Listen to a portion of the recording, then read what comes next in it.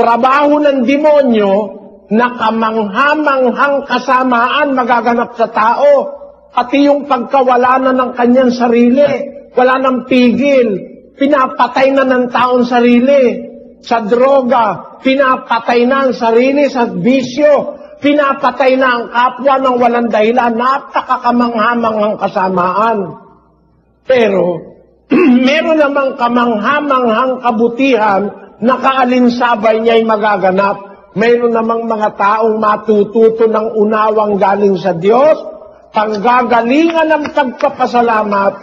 Ang sabi ng Diyos, akin silang pararamihin, hindi sila mangangaunti, luluwalatin ko sila, hindi sila magiging maliit. Ang kanilang kapisanan matatatag sa harap ko, ang kanilang mga anak magiging gaya ng una.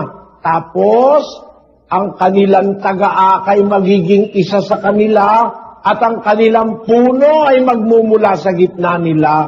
Aking palalapitin siya, siya'y lalapit sa akin. At kayo'y magiging aking bayan, ako'y magiging inyong Diyos. Tanungin niyo sarili niyo, mga kapatid.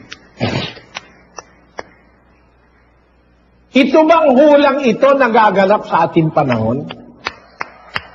Nagaganap po. Yan ang tanda ng panahon. Na nasa panahon na tayo ng mga huling araw. Kaalinsabay na nagaganap yung mabuting bagay na yan, nagaganap naman ang umaapaw na kasamaan ng demonyo. Amen. Nagaganap din sa panahon natin.